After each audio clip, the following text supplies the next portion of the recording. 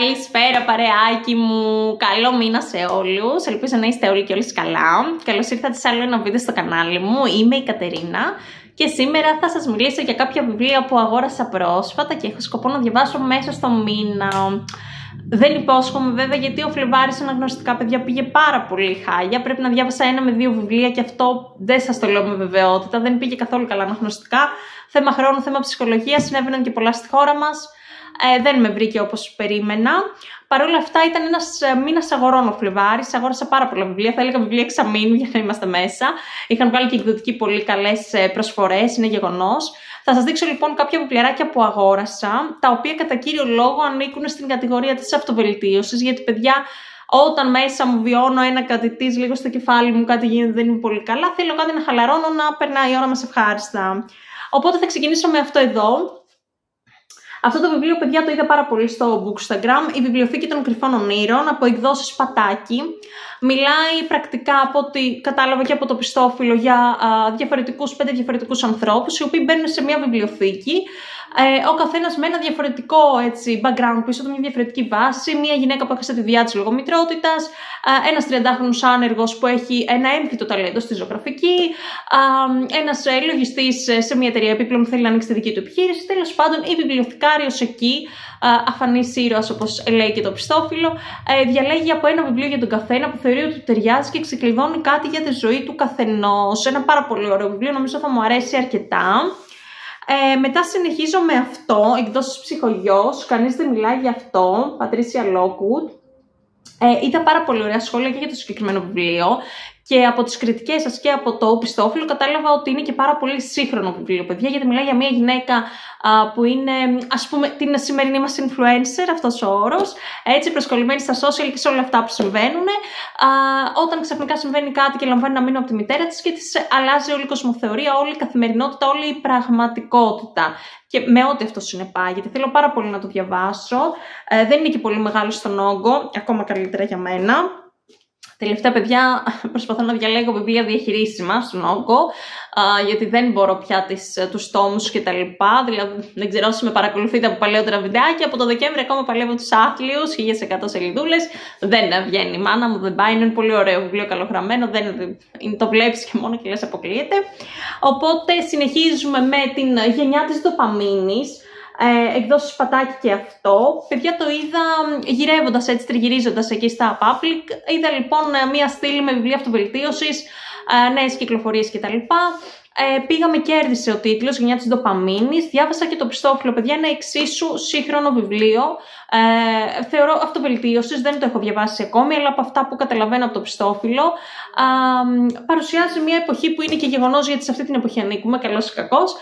Μια εποχή που είναι όλα πάρα πολύ ελεύθερα, μια εποχή όπου είναι πάρα πολύ, ας πούμε, δυνατά τα ερεθίσματα, τα οποία προσπαθούν να φέρουν σε ισορροπία την ευχαρίστηση και τον πόνο. Όμως τα πολλά ερεθίσματα σε αυτή την σύγχρονη κοινωνία ενέχουν πολλούς κινδύνους, δηλαδή ναρκωτικά, τζόγο, πράγματα, ουσίες, ας πούμε, που θα προσπαθούν να μας φέρουν την ντοπαμίνη που δεν έχει ο οργανισμός μας, γιατί έχουμε κατακλειστεί από τα δυσάρεστα ερεθίσματα που συμβαίνουν σε όλο τον πλανήτη, διότι πλέον η πληροφορία φτάνει εύκολα, φτάνει γρήγορα, φτάνει παντού. Θέλω πάρα πολύ να το διαβάσω, θεωρώ θα έχει πάρα πολύ μεγάλο ενδιαφέρον.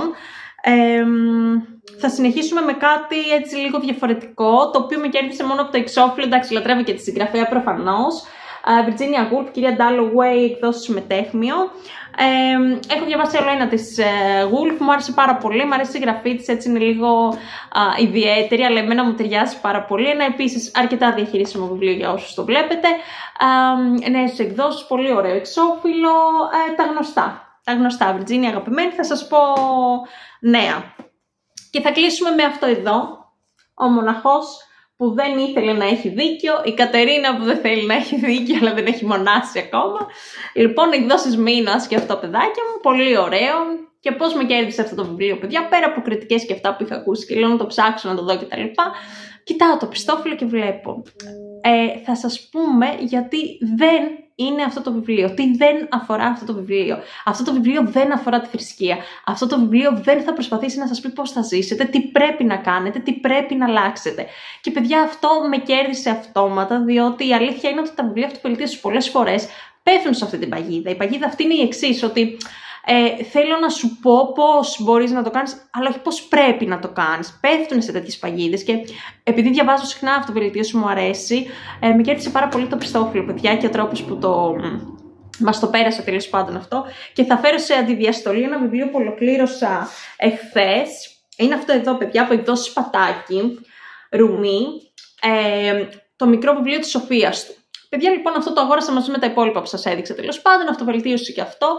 Μικρούλι το είδα, το άνοιξα κιόλας να σας το δείξω και εσάς πριν το αγοράσω. Είδα ότι έχει αποφθέγματα μέσα, μικρά αποφθέγματα κτλ. Λέω θα μου ταιριάξει, ωραίο θα είναι, ορίστε δείτε. Λέω μια χαρά κτλ.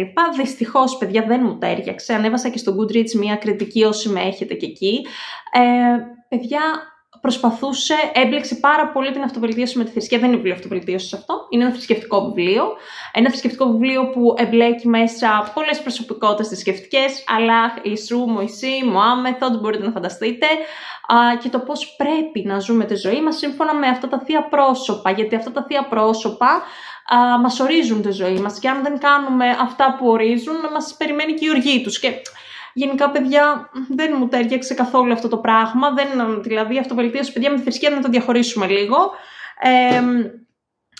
Δεν μου άρεσε καθόλου. Μου αρέσει να λέμε τα πράγματα λίγο πιο, τέλος πάντων, να πατούν στην πραγματικότητα. Τέλος πάντων, περισσότερες πληροφορίες θα φτιάξω σε ένα άλλο βιντεάκι για τα βιβλία που διάβασα τελευταία και δεν μου τέριαξαν και δυστυχώς είναι αρκετά. Μπορεί να αυτό και εγώ, μπορεί να μην σε μου, να είμαι λίγο τρέλα, αλλά θεωρώ πως όχι. Αυτά λοιπόν από μένα. Αυτά είναι τα βιβλία που έχω σκοπό να διαβάσω μέσα στο Μάρτιο. Ευελπιστώ, είμαι αισιόδοξη, είμαι χαρούμενη να είστε κι εσείς. Εύχομαι από εδώ και πέρα ότι κάνετε να περνάτε όμορφα. Και θα προσπαθήσω να τα ξαναπούμε μέσα στο Μάρτιο με άλλο ένα βιντεάκι. Ό,τι θέλετε μπορείτε να με βρείτε και εδώ και στο Bookstagram, στο προφίλ μου Booklist_Pavla. Ανεβάζω και εκεί αναρτήσεις, σχολιάζω βιβλία που διάβασα, που μου άρεσαν, που δεν μου άρεσαν κτλ. Είμαι εδώ, ό,τι θέλετε να συζητήσουμε. Σας φιλώ γλυκά. Να περνάτε όμορφα.